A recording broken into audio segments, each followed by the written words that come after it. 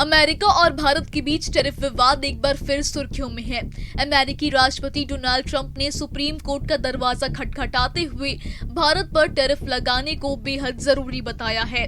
Trump प्रशासन का दावा है कि भारत रूस से तेल खरीदकर यूक्रेन युद्ध में रूस की मदद कर रहा है और इसी वजह से भारत से आयातित उत्पादों पर 50% तक टैरिफ वसूला जा रहा है।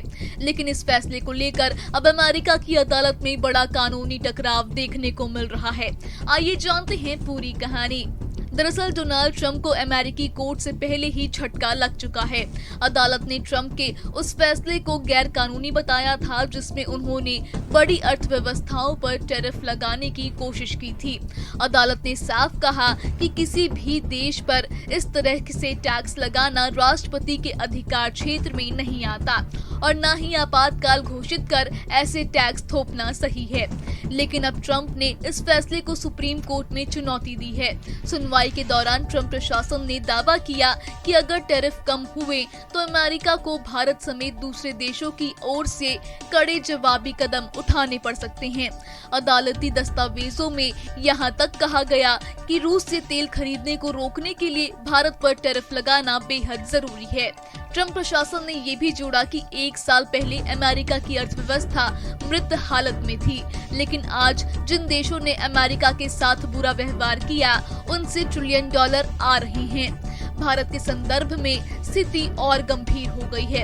अमेरिका ने भारत पर पहले 25% टैरिफ लगाया और फिर रूस से तेल खरीदने के चलते अतिरिक्त 25% और जोड़ दिया।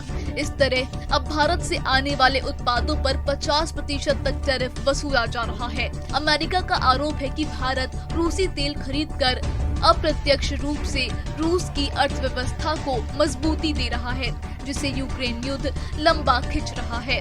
तो ट्रंप प्रशासन का ये कदम सिर्फ आर्थिक नहीं बल्कि राजनीतिक और कूटनीतिक मोर्चे पर भी बड़ा असर डाल सकता है।